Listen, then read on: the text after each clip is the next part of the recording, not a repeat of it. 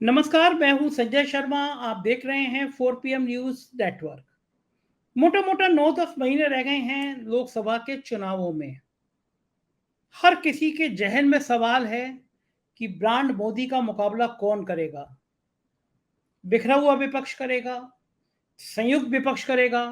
विपक्ष की रणनीति है कि एक सीट के बदले एक प्रत्याशी। क्या कामयाबी मिलेगी? पटना के बाद विपक्ष की बेंगलोर में मीटिंग होने जा रही है। उससे पहले महाराष्ट्र में एनसीपी को तोड़ने में बीजेपी ने कामयाबी हासिल कर ली। कुछ पार्टियां ऐसी हैं जिनको लेके बहुत कंफ्यूजन है कि ये कांग्रेस के साथ अलायंस में आएंगी या नहीं आएंगी। जो मुख्य पार्टियां हैं उसमें तेलंगाना में केसीआर हैं, उड़ीसा में पटनायक साहब हैं, बंगाल में ममता बनर्जी हैं और दिल्ली में आम आदमी पार्टी है। इन चारों की कांग्रेस से जो लगातार सास बहू की लड़ाई रहती है, उससे बड़ा मुश्किल लगता है। समझ में नहीं आता कि ये कांग्रेस के संग रास्ता निकालेंगे तो निकालेंगे कैसे।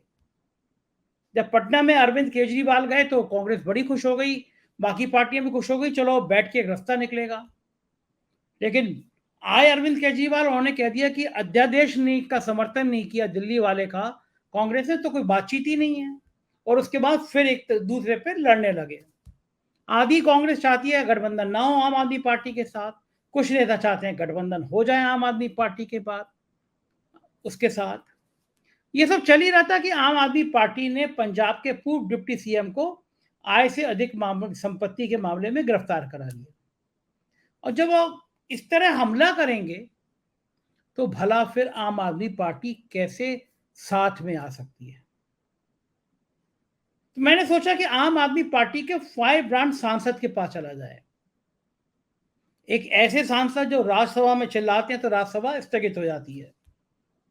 मैं नाम नहीं बता रहा हूं, लेकिन आप, मुझे पता है कि आप समझ गए होंगे कौन सबसे ज्यादा 5 ब्रांड सांसद है। तो मैं उन्हीं संजय सिंह की बात कर रहा हूं।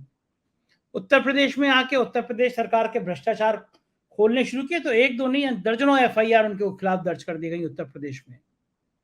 लेकिन दिल है कि मानता नहीं, एक पिक्चर आई थी, उसी तरह संजय सिंह की जवान है कि मानती नहीं है। प्रधानमंत्री पर कोई सबसे तीखे हमले बोलता हो, पहली बार प्रधानमंत्री से कुछ फीट दूरी पर आंखों में आंख डालकर अगर किसी ने प्रधानमंत्री पे आरोप लगाया तो वो संजय सिंह है। संजय सिंह की आवाज में तलखी, संजय सिंह की आवाज में हिम्मत, इसका लोहा पूरा देश मानता है। ईडी ने बड़ी कोशिश करी संजय सिंह को फंसाने की, उनके सहयोगियों के छापा मारने की, कुछ फर्क नहीं पड़ा। संजय सिंह ने बाहर एक बोर्ड लगा दिया, फक्कड़ निवास। तो जाहिर है संजय सिंह इतने दम के साथ राजनीति इसीलिए करते हैं। और मैं कहता हूं, चाहे आप पत्रकारिता कर रहे हो चाहे राजनीति कर रहे हो, दामन साफ होगा तो आप किसी भी सत्ता की आंख में आंख डाल के बात कर सकते हैं। तो आज मैं, कई सारे मुद्दे मेरे पास ऐसे थे जो मैं संजय सिंह से बात करना चाहता था, तो मैं सीधे लेके चलता हूं संजय सिंह के पास। सुनिएगा, बहुत मजेदार और बहुत तीखी तीखी बातचीत है संजय सिंह के साथ। स्वागत है संजय सिंह जी आपका। राजनीति में मुझे लगता है आम आदमी पार्टी ने सीख लिया कि खुराफात कैसे की जाती है और टीवी की हेडलाइंस कैसे बनाई जाती है। आप एक तरफ कांग्रेस के साथ बिहार में बैठ के दोस्ती करते हैं और लगातार कोई मौका नहीं छोड़ते हैं। आपने पंजाब में उनके डिप्टी सीएम को गिरफ्तार करा लिया। आप क्या करना चाह रहे हैं? जो भाजपा करना चाह रही है वही आप करना चाह रहे हैं? खेल क्या है? कांग्रेस से दोस्ती या दुश्मनी रहेगी आपकी? देखिए, पटना की मीटिंग का अगर आप जिक्र कर रहे हैं तो उसमें एक प्रमुख मुद्दा जो दिल्ली का ऑर्डिनेंस है वो मुद्दा था। और उस ऑर्डिनेंस में दिल्ली के 2 करोड़ लोगों का हक मारा जा रहा था। तो हमने सभी पॉलिटिकल पार्टी से मुलाकात की, कांग्रेस को भी चिट्ठी लिखी कि भाई मुलाकात का समय दीजिए, हम इस पे आपका समर्थन चाहते हैं। पटना की भी मीटिंग में अरविंद केजरीवाल जी ने स्पष्ट तौर पे कहा कि भाई ये काला अध्यादेश है, इस पे सभी पार्टियों का समर्थन है, कांग्रेस पार्टी को भी अपनी स्थिति स्पष्ट करनी चाहिए। तो हम उसकी प्रतीक्षा कर रहे हैं। उन्होंने वहां पे कहा कि जब पार्लियामेंट का सेशन शुरू होगा उसके पहले हम लोग बताएंगे कि कांग्रेस पार्टी इस काले अध्यादेश पे क्या स्टैंड लेगी। ऑलमोस्ट उन्होंने ये तक कहा था कि हम इसका विरोध करेंगे, लेकिन इसकी सार्वजनिक रूप से इसकी घोषणा पार्लियामेंट के सेशन के पहले करेंगे। तो अब हम उसकी प्रतीक्षा कर रहे हैं। हमारी कौन सी इसमें कहाँ गलती है? संजय और ये सिंह जी, खुराफात, अगर एक खुराफात करके एक ऑर्डिनेंस लेके आ रही है मोदी सरकार, सुप्रीम कोर्ट के 5 जजेस के फैसले को 8 दिन में बदलने का काम देश की सरकार, मोदी जी की सरकार कर रही है, तो उस पे तो सभी पार्टियों को एक साथ आना ही चाहिए। ये फेडरल स्ट्रक्चर का इशू है, डेमोक्रेसी का इशू है, तो मुझे लगता है कि इसमें कहीं कोई संशय किसी के दिमाग में नहीं होना चाहिए। अच्छा संजय सिंह जी, ऐसा क्या है कि हर पार्टी जो है वो आपको कहती है कि आप बीजेपी से मिले हुए हैं अंदर अंदर, ये आपको लेकर इतना डाउट, इतना संशय क्यों है लोगों को? बहुत अच्छा है, ऐसे ही मिले हुए लोग होने चाहिए जिनके 49 विधायकों पर मुकदमा कर करके जेल में डाल दिया जाए। ऐसे ही मिले हुए लोग होने चाहिए कि जिसके दूसरे सबसे बड़े नेता को पकड़ के बिना किसी कारण के जेल में डाला जाए। सीबीआई 14 घंटे छापेमारी करे मनीष सिसोदिया पे, उनके घर पे छापेमारी करे, उनके दफ्तर में छापेमारी करे, उनका बैंक का लॉकर चेक करे और जबरदस्ती उनको जेल में डाल दे और यह फैलाए कि 52 करोड़ की संपत्ति जब्त कर ली गई, जबकि उनके जीवन भर की गाढ़ी कमाई का पैसा, जिससे उन्होंने मात्र 81 लाख रुपए की अपनी संपत्ति बनाई थी, उसको जब्त किया गया। बहुत अच्छा है, ऐसे ही मिलना चाहिए कि हमारे एक स्वास्थ्य मंत्री को, जो कोरोना के समय में दिल्ली नहीं पूरे दुनिया में उदाहरण बना कि कैसे उन्होंने लोगों की मदद की, उसको जेल में सड़ाया 1 साल तक, 36 किलो वजन कम हो गया, फर्जी तरीके से मुझे फंसाने की कोशिश की, हमारे मुख्यमंत्री को सीबीआई जांच के लिए बुला रही है। इसके बावजूद अगर कोई कह रहा है तो वो दिमागी दिवालियेपन का शिकार हो सकता है, उसकी मानसिक स्थिति पे मुझे तरस आ सकता है।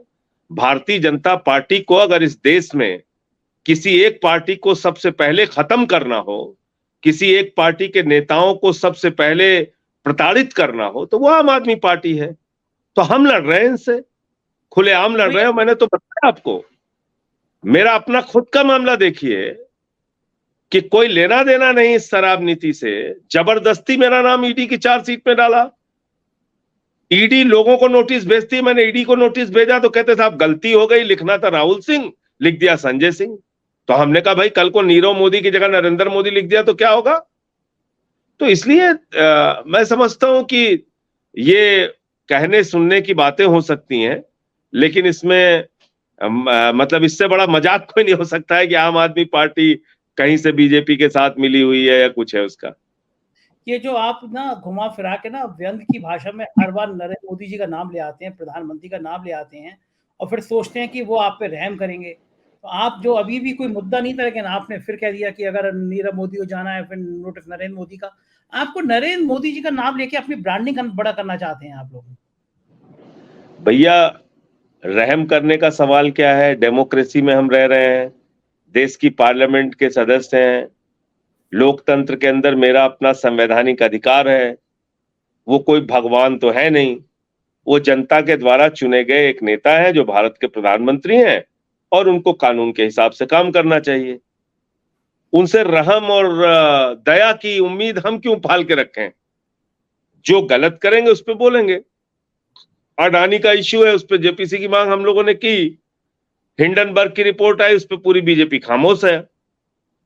और देखिए ये एक दोहरा चरित्र है प्रधानमंत्री जी का और भारतीय जनता पार्टी का। पूरे देश के, क्या कहा मोदी जी ने, एक भी भ्रष्टाचारी को नहीं छोड़ूंगा। उसका मतलब यह था कि हर भ्रष्टाचारी को चुन चुन कर बीजेपी में शामिल करूंगा, और यही काम वो कर रहे हैं। एक मार्केट में 2014 के बाद नया वॉशिंग पाउडर आया है, मोदी वॉशिंग पाउडर, और उस मोदी वॉशिंग पाउडर के जरिए आपके सारे दाग धुल जाते हैं।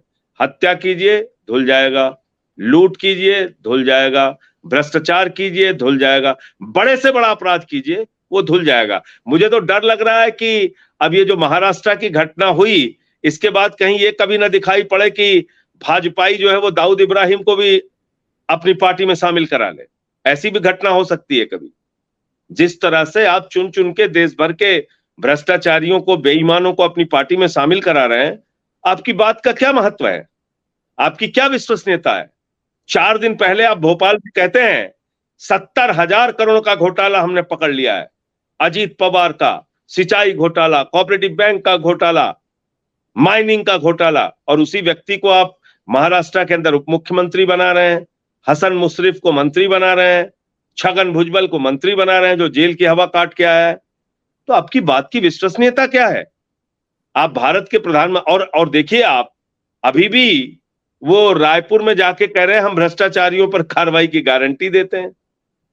तो मैंने एक फिल्म देखी थी, राम तेरी गंगा मैली हो गई, तो अब मुझे तो वो मोदी जी के ऊपर बिल्कुल फिट लग रहा है कि मोदी तेरी भाजपा मैली हो गई, पापियों के पाप धोते धोते।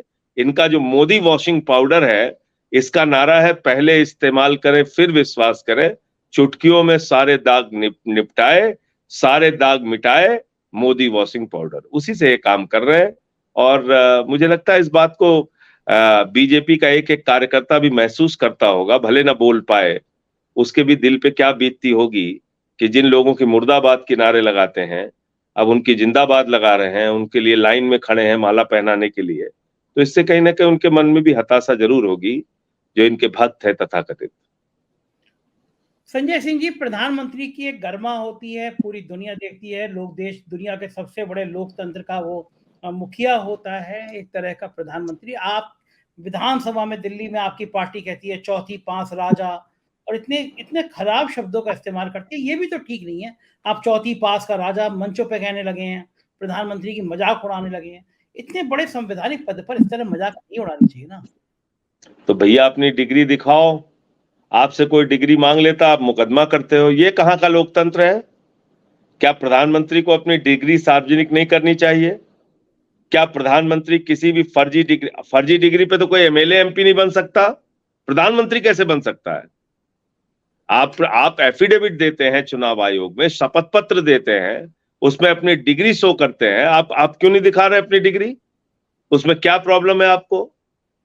और दूसरी चीज, आपने जितने वादे किए इस देश के साथ उसको पूरा क्यों नहीं किया? आपने 18 करोड़ नौकरी दी इस देश के नौजवानों को, आप काला धन लेके आए, आपने 15 लाख पहुंचा दिया हर खाते में, आपने महंगाई कम कर दी डीजल पेट्रोल की, सरसों का तेल, टमाटर, बच्चों का दूध। आप सोचिए ऐसी सरकार है, रोटी पे 5% और पराठा पे 18% जीएसटी लेती है। अब क्या कहेंगे? अभी कह रहे हैं जीएसटी भी ईडी के दायरे में आएगी। अब जीएसटी में गड़बड़ी होगी तो जो व्यापारी है वो पकड़ के जाएगा ईडी की जेल में। तो आप करना क्या चाहते हैं भाई? किस लिए आप बने हुए हैं प्रधानमंत्री? आपने नोटबंदी करके सबको लाइन में खड़ा कर दिया, बाद में कह दी गलती हो गई, 2000 की नोट भी अब बंद होगी। आपने तीनों काला कानून बना के देश के किसानों को लाइन में खड़ा कर दिया, सड़कों पे खड़ा कर दिया, 750 किसानों की शहादत हो गई। फिर आपने कह दिया गलती हो गई, तीनों काला कानून आपने वापस ले लिया। आपने जीएसटी कानून लागू किया, 69, 70, 80 पता नहीं कितने संशोधन उसमें कर चुके। आपको कुछ अता पता है कि जो मन में आता है कर देते हैं आप, जो भी आपको सूझता है कि हाँ भाई यही करना है बस कर दिया। देश भुगतता है, भुगते, तो उससे परेशान। संजय सिंह जी, उनके इतने काबिल एनआरसी लाते हैं, कभी यूसीसी लाते हैं। आप ही की सरकार ने यूसीसी पे जो लॉ कमीशन बनाया उसने कहा इसकी जरूरत नहीं है, उसको रिजेक्ट किया। फिर 4 साल आप खामोश रहे, 10 महीने चुनाव का बचा है, फिर आप निकल के आ गए। तो 9 साल तक आपकी सरकार भांग खा के सो रही थी, अब कह रहे हैं यूसीसी। लगाए रहते हैं पूरे देश के लोगों को किसी न किसी काम में। आपकी पार्टी का भी नफरत की फैक्ट्री है, और असली मुद्दों से ध्यान भटकाने का सबसे बेहतरीन तरीका है कि पूरे देश को नफरत में उलझा के रखो, हिंदू मुसलमान की डिबेट में उलझा के रखो, अपना काम चलता रहेगा, देश लूटते रहिए, कोई दिक्कत नहीं है उनको। संजय जी, आपकी पार्टी का भी यूसीसी पे कोई स्टैंड क्लियर नहीं है, नेता अलग अलग सुर में अलाप रहे हैं, ये भी तो खराब बात है। किस चीज पे स्टैंड, क्या दे दें स्टैंड, बताइए, आप पूछिए, बताइए। आप उसके आप एक क्लॉज बताइए ना, किस चीज पे समर्थन देना है?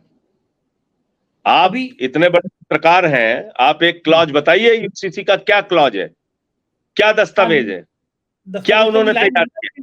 प्रारूप बनाया है कि आनी चाहिए, बातें होनी चाहिए, विमर्श होना चाहिए, आप अभी तो उसका विरोध कर रहे हैं। भाई किस चीज पे विमर्श करेंगे? ईंट पे करेंगे, पेड़ पे करेंगे, पौधे पे करेंगे, फर्श पे करेंगे, किस पे करेंगे? संजय जी, किस चीज पे? एक समस्या ये, आप देश के टीवी चैनल देखते नहीं है, घंटों घंटों ऐसी डिबेट हो रही है उन पर टीवी चैनलों पे, देश के मेन स्ट्रीम बस अभी आपने ठीक पकड़ा, ये इसी के लिए किया हुआ है, नकली बहस चलाने के लिए। ना इनके पास कोई दस्तावेज है, ना इन्होंने सभी समुदायों से बातचीत की। आर्टिकल 44 की बात करते हैं। आर्टिकल 44 जो है वो डायरेक्टिव प्रिंसिपल्स में है, और उस डायरेक्टिव प्रिंसिपल्स में बहुत सारी चीजें हैं। उसमें कहा गया है कि संपत्ति के बीच में बहुत ज्यादा अंतर नहीं होना चाहिए। उसमें कहा गया है कि लोगों को अच्छा स्वास्थ्य शिक्षा मिलनी चाहिए, वो तो आपको ध्यान में आता नहीं। आर्टिकल 44 की जो आप बात कर रहे हैं, डायरेक्टिव प्रिंसिपल्स की, उसमें क्या लिखा हुआ है कि सरकार सभी समुदायों से, सभी ग्रुप से बातचीत करके यूनिफॉर्म सिविल कोड लाने की कोशिश करेगी। किया आपने कुछ? भाई गोवा की यूसीसी की सबसे ज्यादा चर्चा करते हैं भाजपाई। अब मुझे समझ में आया कि गोवा के यूसीसी में क्यों इनके मन में इतना लड्डू फूटता है। गोवा के यूसीसी में लिखा हुआ है कि 30 साल तक अगर एक हिंदू पत्नी को बेटा नहीं हुआ तो हिंदू पति को दूसरी शादी करने का अधिकार है। तो भाजपाई दूसरी शादी करना चाहते हैं, इसीलिए उनके मन में लड्डू फूट रहा है कि गोवा का यूसीसी लागू करेंगे, दूसरी शादी करेंगे। ऐसा कानून लेके आएंगे तो जो पत्नियां हैं सांसदों की, बीजेपी सांसदों की, वो बेलन लेके दौड़ा लेंगे इन लोगों को। मैं आपको बता रहा हूं, इनको कुछ अता पता नहीं है। आप लोग इसको हिंदू मुसलमान की डिबेट बनाना चाहते हैं। क्या है यूसीसी? अगर हिंदुओं की बात मैं करता हूं, इस देश के करोड़ों हिंदुओं की बात करता हूं, इस देश के करोड़ों हिंदुओं को हिंदू अनडिवाइडेड फैमिली एक्ट के तहत इनकम टैक्स में राहत मिलती है। अगर आप यूनिफॉर्म सिविल कोड लाएंगे तो वो यूनिफॉर्म सिविल कोड के तहत उनको इनकम टैक्स की राहत मिलना बंद हो जाएगी। संजय शर्मा जी, वो मुनाफा, वो फायदा, वो इनकम टैक्स की राहत मुसलमान और ईसाई और सिख को नहीं मिलती, हिंदुओं को मिलती है। तो आप हिंदुओं का इतना बड़ा नुकसान करने जा रहे हैं। आपने बात किया हिंदुओं से? आप 371 लगा हुआ है पूरे नॉर्थ ईस्ट में, नागालैंड में, मिजोरम में, सिक्किम में, उनके कुछ स्पेशल राइट्स हैं, उनके कुछ विशेषाधिकार हैं। नागालैंड, मिजोरम की विधानसभा की मंजूरी के बगैर उनके जमीन संबंधी कानून, उनके धार्मिक कानून, उनके परंपराओं से संबंधित कानून, उसमें कोई भी रद्दोबदल, कोई फेरबदल आप नहीं कर सकते। आपने उन लोगों से बातचीत की? एनडीपीपी बीजेपी का सहयोगी संगठन है जो नागालैंड की सरकार में है, उसने इनका विरोध कर दिया। तो बीजेपी के 5 मंत्री क्यों बैठे हुए भाई सरकार में? इस्तीफा दिया उन्होंने। मिजोरम की सरकार ने विरोध कर दिया, मेघालय में संगमा की सरकार ने विरोध कर दिया, जो बीजेपी के साथ हैं, उनके सहयोगी दल हैं। आपने बातचीत की उनसे, उनका कॉन्फिडेंस लिया? तो इसलिए हवा में बात कर रहे हैं आप। सिखों का आनंद मैरिज एक्ट है, उनसे बात की? जैन मुनियों के लिए इस देश के अंदर कोई हिंदू अगर सड़क पे नग्न अवस्था में टहले तो वो अलाउ नहीं है, किसी दूसरे धर्म का व्यक्ति अलाउ नहीं है। लेकिन एक दिगंबर जैन मुनि जो है वो निकलता है तो श्रद्धा से बहुत सारे लोग जाते हैं, उसका पैर छूते हैं। न्यूडिटी का कानून उसके ऊपर नहीं लागू होता। तो कल को आप ऐसा कानून बना दे, पता चला आपके बजरंग दली पकड़ के उनकी लिंचिंग कर दे, क्या करोगे आप? आपने किसी से कोई बातचीत नहीं, खाली मजा क्या आता है, बस मुसलमान 4 मौलाना बैठा लेंगे और इधर से 3-4 मुर्गे रहेंगे, वो आपस में लड़ रहे हैं। तो ना कुछ सिर का पता, ना पैर का पता, ना कोई दस्तावेज है, ना कोई ड्राफ्ट है, ना किसी से डिस्कशन है, ना कोई चर्चा है। जबरदस्ती की बात। ये अपने आप को जो मेन स्ट्रीम मीडिया कहती है। और संजय शर्मा जी, आपके चैनल पे मैं पूरी जिम्मेदारी से एक बात कह रहा हूं, और किसी बीजेपी के नेता को बुलाकर पूछिएगा, अगर उसके अंदर साहस होगी तो जवाब देगा। इनके जो पुरखे हैं आरएसएस के लोग, जब बाबा साहब doctor Bhimrao Ambedkar Hindu code bill लेके आए थे, पहले हिंदुओं में भी बहुविवाह की प्रथा थी, उस कुरीति को जब खत्म करने की पहल भारत के संविधान निर्माता बाबा साहब डॉक्टर भीमराव अंबेडकर ने किया था, तो आरएसएस ने, बीजेपी के पुरखों ने नंगा नाच किया था पूरे देश में। यह मैं पूरी जिम्मेदारी के साथ आपके चैनल पे बोल रहा हूं, नंगा नाच किया था, पुतले जलाए थे बाबा साहब के, इस्तीफा हुआ था बाबा साहब डॉक्टर भीमराव अंबेडकर का। ये लोग बात करते हैं जेंडर जस्टिस की, ये जेंडर जस्टिस की बात ये लोग कर रहे हैं। 33% महिलाओं के लिए रिजर्वेशन कब से सड़ रहा है पार्लियामेंट में? क्यों नहीं पास किया 9 साल में मोदी जी ने? हमारी पहलवान बेटियां बैठी हुई थी जंतर मंतर पे, क्यों नहीं जेंडर जस्टिस तब याद आया उनको? तो इसलिए ये दोहरे चरित्र के लोग हैं, इनको एक नकली बहस चलाना है।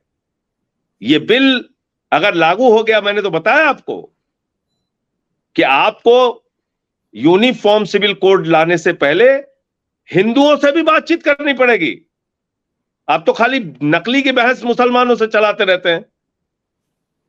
मैंने पूछा इनकम टैक्स की राहत जो हिंदू अनडिवाइडेड फैमिली एक्ट के तहत मिलती है हिंदुओं को, उसका क्या होगा? कोई जवाब नहीं भाजपाइयों के पास। और ये मैं आपको बता दूं, देश की राजधानी दिल्ली है, भाजपाइयों की राजधानी नागपुर है, और नागपुर यह चाहता है कि देश में दलितों और पिछड़ों का आरक्षण खत्म होना चाहिए। यह उस दिशा में कोशिश है। आज ये यूसीसी लागू करेंगे और कल को कहेंगे एक देश एक कानून, दलितों पिछड़ों आदिवासियों का आरक्षण खत्म। जिस बीजेपी के राज में आदिवासी युवक के ऊपर पेशाब किया जाता है, जिस बीजेपी के राज में गुजरात के अंदर एक बच्चा, दलित बच्चा गेंद छू लेता है तो उसका अंगूठा काट लिया जाता है, जिस बीजेपी के राज में सोनभद्र में एक दलित युवक को जूते पे थूक के चटवाया जाता है, अब ये समान नागरिकता है?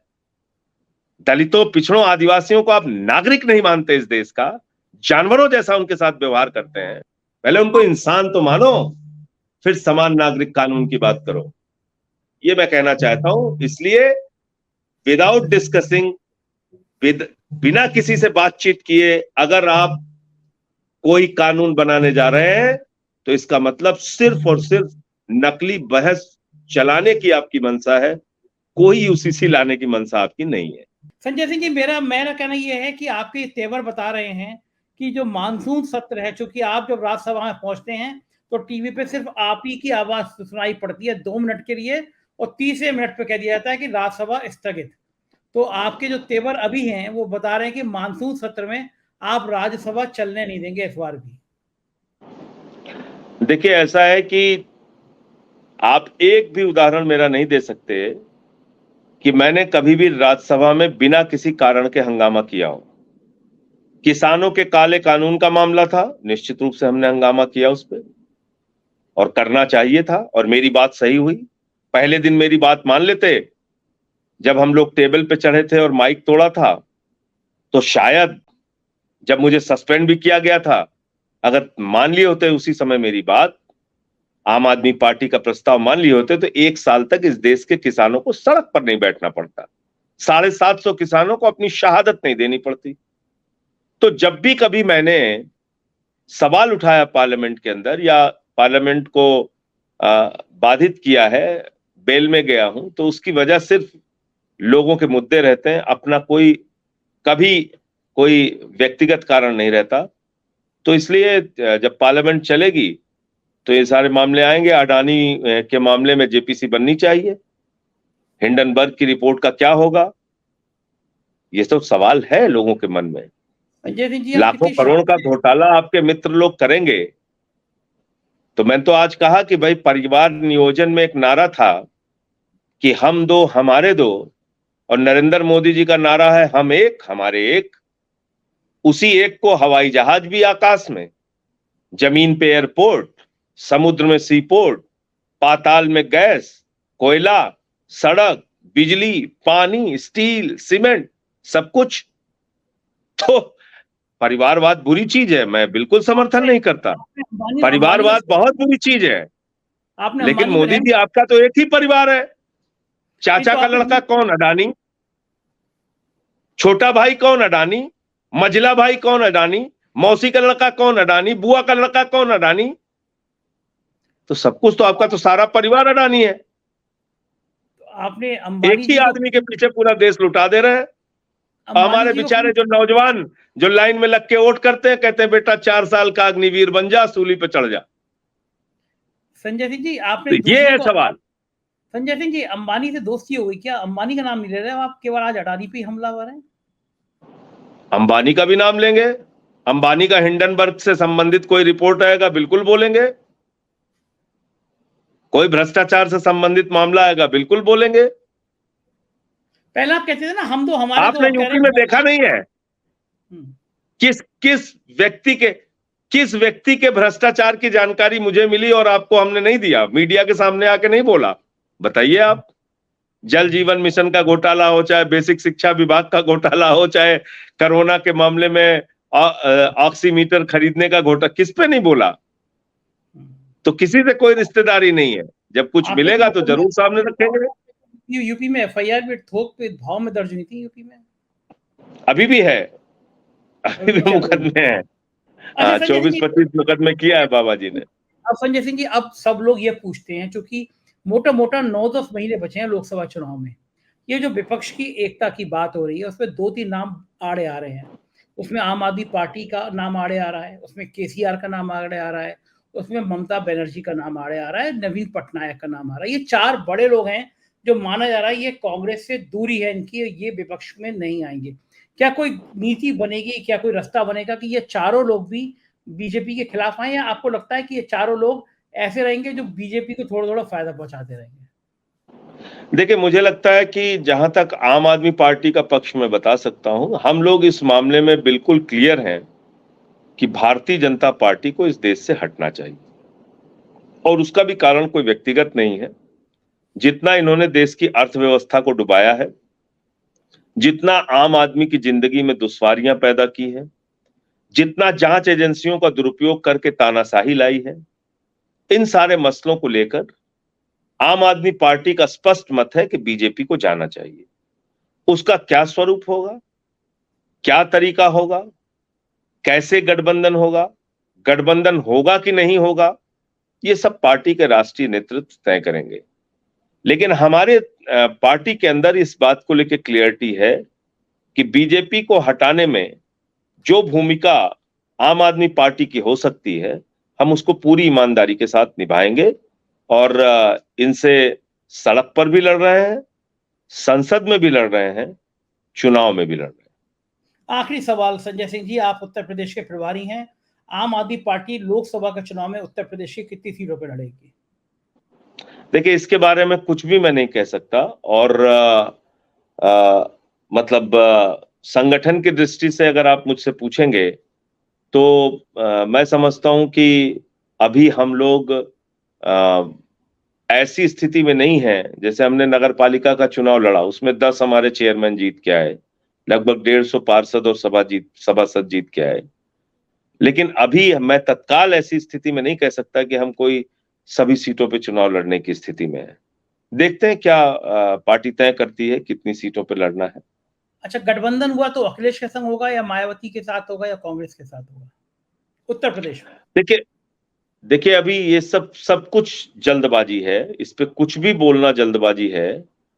जब उत्तर प्रदेश में चुनाव पार्टी को लड़ना है, नहीं लड़ना है, कितनी सीटों पे लड़ना है, क्या करना है, ये तय हो जाएगा, तब आपका आगे का सवाल बनता है, और तब हम उसका जवाब दे पाएंगे। शुक्रिया संजय सिंह जी, आपने अपना कीमती समय दिया, 4 PM से बात की, धन्यवाद। तो ये थे संजय सिंह, आपने सुना। जाहिर है संजय सिंह के तेवर कुछ तल्ख की कम नहीं हुई है। मानसून सत्र हर हालत में भेड़ चढ़ जाएगा इस हंगामे से, अभी से नजर आ रहा है। लेकिन आम आदमी पार्टी क्या कांग्रेस के साथ किसी नए रास्ते पर चलेगी, ये कहना अभी मुश्किल है। अपनी राय से अवगत कराइएगा, प्यार बनाए रखिएगा। शुक्रिया, थैंक यू।